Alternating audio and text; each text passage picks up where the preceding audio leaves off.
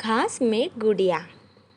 एक राजा था, उसके 12 बेटे थे। जब वे बड़े हुए तब राजा ने उनसे कहा कि तुम्हें अपने अपने के लिए एक पत्नी ढूंढकर लानी है। लेकिन वह पत्नी एक ही दिन में सूत काट कर कपड़ा बुने, फिर उससे एक कमीज सिलकर दिखाए, तभी मैं उसे अपनी बहू के रूप में स्वीकार करूँगा। इसके बाद राजा ने अपने बेटों को एक एक घोड़ा दिया। वे सभी अपनी अपनी पत्नी खोजने के लिए निकल पड़े। कुछ ही दूर गए थे कि उन्होंने आपस में कहा कि वे अपने छोटे भाई को साथ में नहीं ले जाएंगे। 11 भाई अपने छोटे भाई को अकेला छोड़कर चले गए। वह रास्ते में सोचने लगा कि आगे जाए या लौट जाए। उसका चेहरा उतर गया था। वह घोड़े से उतरकर घास पर बैठ गया और रोने लगा। रोते रोते अचानक चौंक गया। उसके सामने की घास हिली और कोई सफ़ेद चीज़ उसके सामने आने लगी। जब वह चीज़ राजकुमार के पास आई तो उसे एक नन्ही सी लड़की दिखाई दी। उसने कहा, मैं छोटी सी गुड़िया हूँ, यहाँ घास पर ही रहती हूँ। तुम यहाँ क्यों आए हो? राजकुमार ने अपने बड़े भाइयों के बारे में बताया। उसने अपने पिता की शर्त के बारे में भी बताया। फिर उसने गुड़िया से पूछा, क्या तुम एक दिन में सूत काट कर कपड़ा बनाकर एक कमीज सिल सकती हो?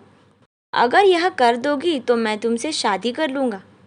मैं अपने भाइयों के दुर्व्यवहारों के कारण आगे नहीं जाना चाहता। गुड़िया ने हाँ कर दी। तुरंत ही उसने सूत काट कर कपड़ा बुना और एक छोटी सी कमीज लेकर महल की ओर चल पड़ा।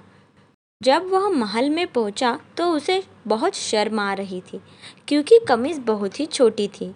फिर भी राजा ने उसे विवाह करने की अनुमति दे दी। राजकुमार गुड़िया को लेने चल पड़ा। जब वह घास पर बैठी गुड़िया के पास पहुंचा तो उसने गुड़िया से घोड़े पर बैठने को कहा। गुड़िया ने कहा, मैं तो अपने 2 चूहों के पीछे चांदी की चम्मच बांधकर उसमें बैठकर जाऊंगी।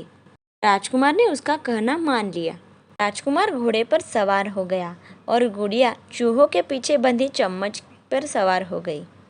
राजकुमार सड़क की एक ओर चलने लगा, क्योंकि उसे डर था कि कहीं घोड़े का पाँव गुड़िया के ऊपर ना पड़ जाए।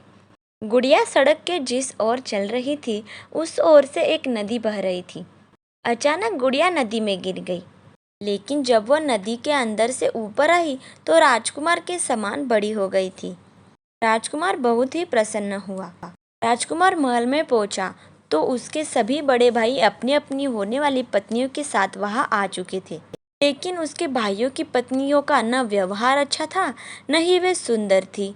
जब उन्होंने अपनी भाई की सुंदर पत्नी को देखा तब वे बहुत ही जल भुन गए।